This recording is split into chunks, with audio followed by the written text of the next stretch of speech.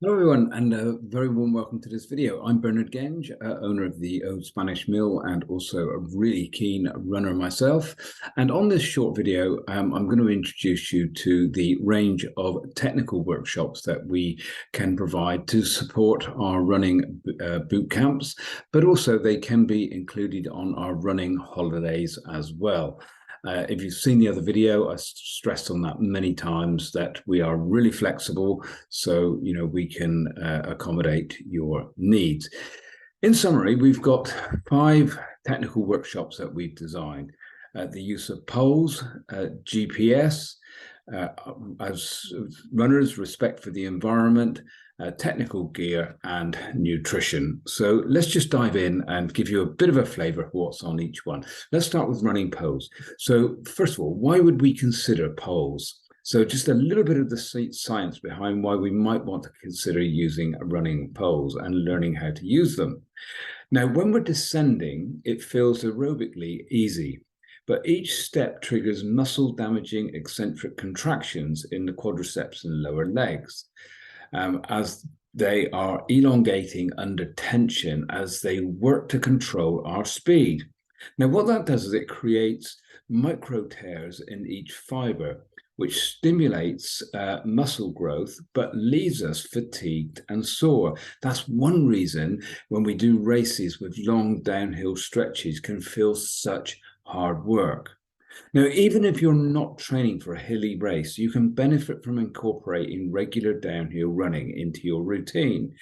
The muscle you build working on the decline translates really into a faster pace on any terrain. So some real benefits, of course. You'll be able to run faster with less effort. It will give you the ability to perfect your technique at near top speeds. Techniques, according to the ground, mean good form, and using poles can help with all of this. So on this workshop, we'll look at in what types of terrain are the use of running poles advantageous, including, of course, the downhill running. The benefits of running with poles, how to choose poles, so the different types of poles available and their use, running pole technique and posture, tips on how to use running poles efficiently, including the correct use uphill and downhill, regulations concerning poles, and we can also talk about strength exercises for better downhill running. The next workshop that we can provide is the use of GPS devices. And on this workshop, we'll talk about the most influential brands for GPS devices on the market, handheld versus wrist GPS devices. We'll talk about what's a track, how to use a GPS device for orientation, navigation on the mountains. And the convenience of keeping the information on our wrist and not having to carry a mobile with us and risk, carrying the phone. We could drop or smash against a stone or something like that is well worth just considering. The next workshop that we can run is really about runners' respect for the natural environment during both training and competition. Now, we're all becoming more aware of the importance of our natural environment, even though Indigenous people have always emphasized this. Just as after a hard run or workout, our body needs time to recover and replenish nutrients, our earth needs recovery from us as runners' impact on the trails.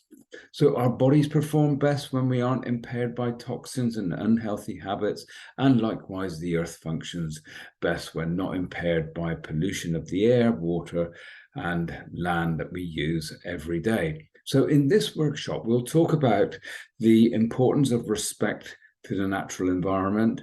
We'll talk about good practices, and we'll also talk about something that's often forgotten by runners, which is considering local legislation. It's therefore important for all of us runners to minimize our environmental impact and preserve the trails for the love of future generations to enjoy.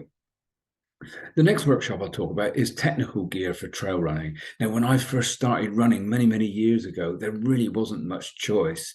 Now, the opposite is true to the extent it can feel like an information choice overload. And your running gear will have a profound impact on your training and race performance, as well as your motivation, mojo. So whether you're a beginner or a seasoned runner, it's important. The right gear will also increase our enjoyment of running. I remember in my early days of running, pitching up for a marathon without suitable clothing, and I was shivering for most of it. And believe me, that wasn't enjoyable. So choosing the right fabric and gear, depending upon where we're running, whether we're running at night or day, and whether the weather could change, is where this workshop comes in. So in particular, we're going to look at running shoes to consider based on the terrain, the distance, and also your personal preferences. We're going to talk about layer systems to wear, particularly out in the mountains, hydration systems, and also technical jackets, kind of windproof, waterproof, etc. And then we can provide a sports nutrition workshop. And as I've just discussed, there seems to be so much choice with nutrition as well. But what is necessary?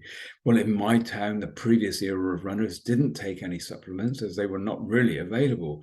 And they ran some very, very good times on a good, healthy diet. So supplementation cannot replace a good, healthy diet. So sports nutrition is a topic of constant change, and it's grown as a dynamic field of clinical studies. Research continues to advise improved nutritional guidelines and support for both active adults and also competitive athletes. Sports nutrition is a real foundation for our success as runners.